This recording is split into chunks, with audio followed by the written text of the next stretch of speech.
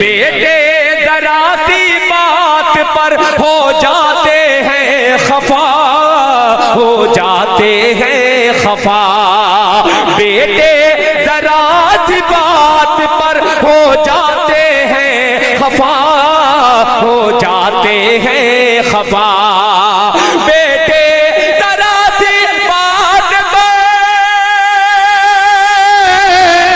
بیٹے ذرا سی بات پر ہو جاتے ہیں خفا، ماں نے خوشی کے واسطے، ماں نے خوشی کے واسطے کیا کیا نہیں کیا. And press the bell icon. Never miss an update. أعوذ بالله من الشيطان الرجيم.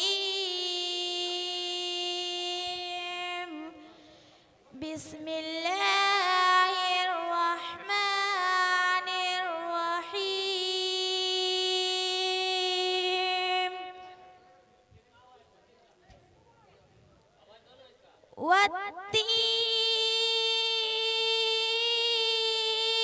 والتين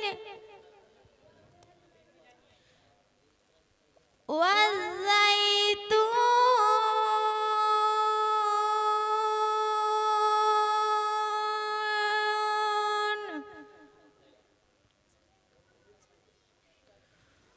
وطور سينين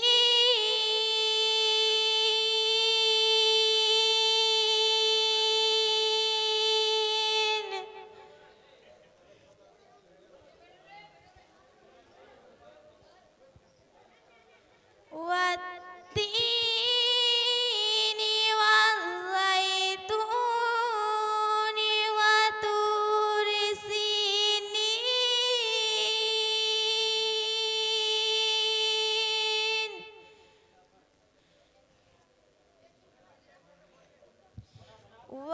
وهذا البلد الأمين.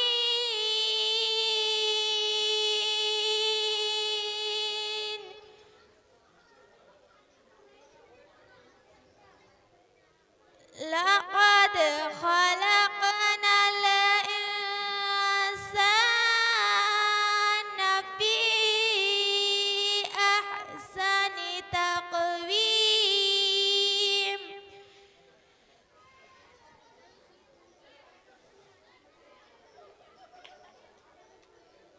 ثم رددناه أسفل سافلين.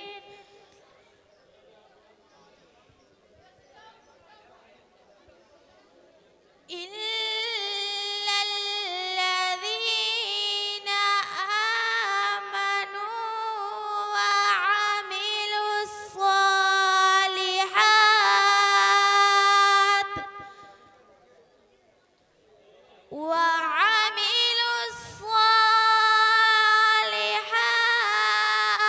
الصالحات فلهم أجر غير ممنون.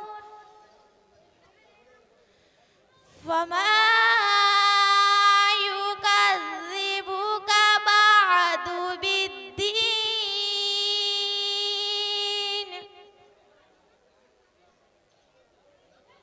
أليس الله بأحكم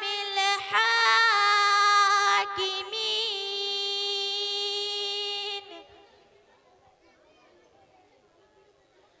فما يكذبك بعد بالدين.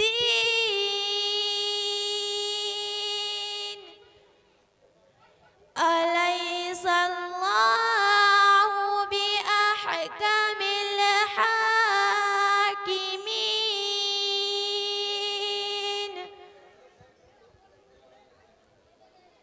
صدق الله العظيم. نمبر 2، یہ ہر سال 26 جنوری کو منایا جاتا ہے. نمبر 3، یہ ہمارے ملک کے لیے بہت فخر کا دن ہے. नंबर 4, इस दिन पूरे हिंदुस्तान में सरकारी छुट्टी दी जाती है। नंबर 5, यौम जमहूरिया हिंदुस्तान में 1950 से मनाया जाता है। नंबर 6, इस दिन हमारे मुल्क का आईन नाफिज हुआ। नंबर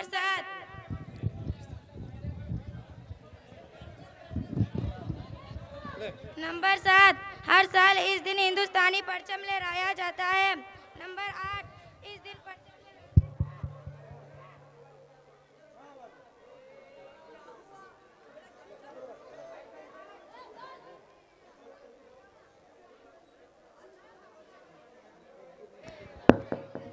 नंबर 8, इस दिन परचम लहराने के बाद हिंदुस्तानी तराना गाया जाता है।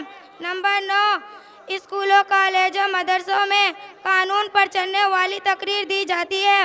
नंबर 10, यौम जमहूरिया में इत्तेहाद और अमन से रहने का दुरुस्त देता है। अस्सलामु अलैकुम वरहमतुल्लाहि वबरकातुहू। मेरे तमाम साथियों, आज हम सब एक प्रोग्राम मनाने के लिए जमा हुए हैं। ये एक अच्छा शहरी बनने के बारे में सोचने का दिन है। हमें एक दूसरे का मदद करना चाहिए और एक दूसरे का एहतराम करना चाहिए और अपने मुल्क को एक बेहतर जगह बनाने के लिए सख्त मेहनत करनी चाहिए। लिहाजा आइए इस यौम जमहूरिया को खुशी के साथ मनाएं और हमेशा अपनी अजीम कौम के अच्छे और जिम्मेदार शहरी बनना याद रखें। हम सबको यौम जमहूरिया मुबारक हो, मुबारक हो, मुबारक हो। अस्सलामु अलैकुम वरहमतुल्लाहि वबरकातुहू।